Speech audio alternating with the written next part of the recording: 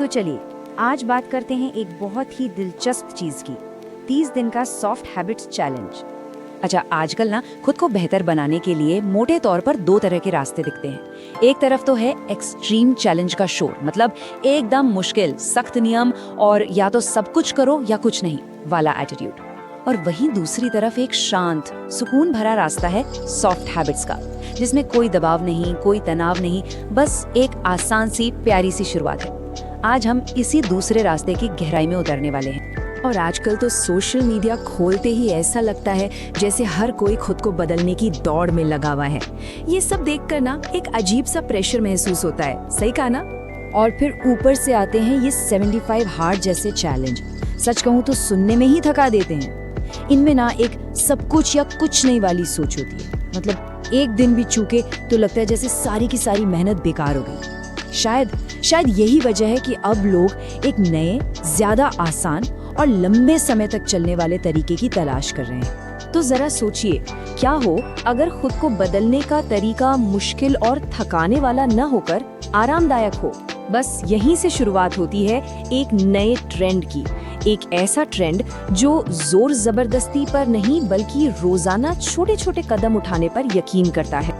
और इसे कहते हैं सॉफ्ट सेल्फ इम्प्रूवमेंट। अब इसका सीधा सा मतलब क्या है?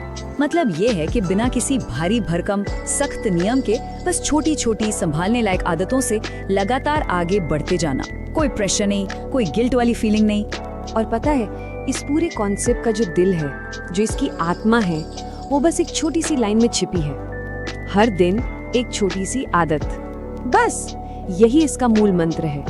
रोजाना बस एक छोटी सी आदत जो अपने दिमाग, शरीर या किसी स्किल को बस थोड़ा सा बेहतर बना।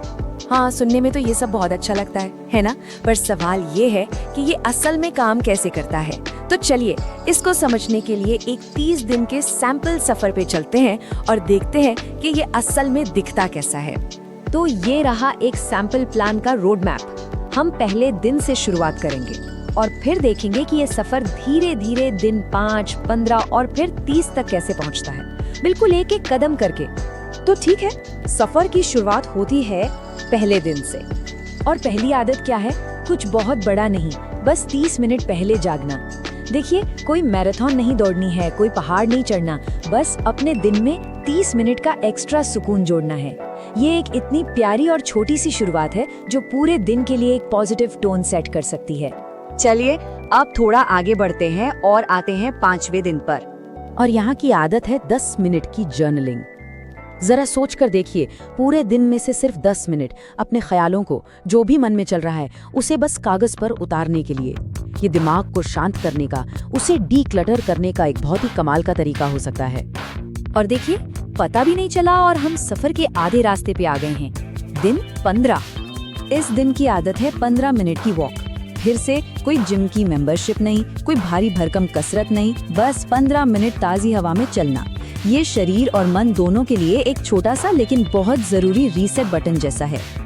अब मंजिल काफी करीब लग रही है ना? हम आ गए हैं दिन 25 पर और यहाँ पर फोकस थोड़ा बदलता है। ये दिन है आभार यानी ग्रैटिट्यूड के लिए। तो आदत क्या है? बहुत सिंपल, बस 3 ऐसी चीजें लिखना जिनके लिए हम शुक्रगुजार हैं।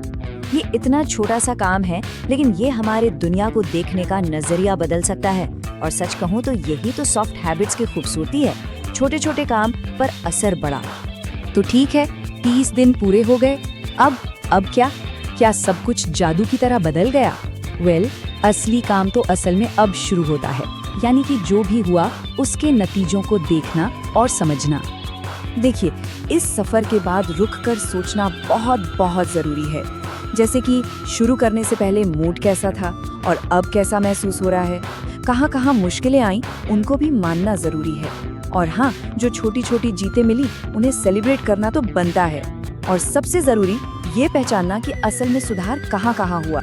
और एक बात जो सबसे जरूरी है याद रखने वाली, वो ये है कि इसका मकसद 30 में से 30 दिन एकदम परफेक्ट होना था ही नहीं, बिल्कुल नहीं।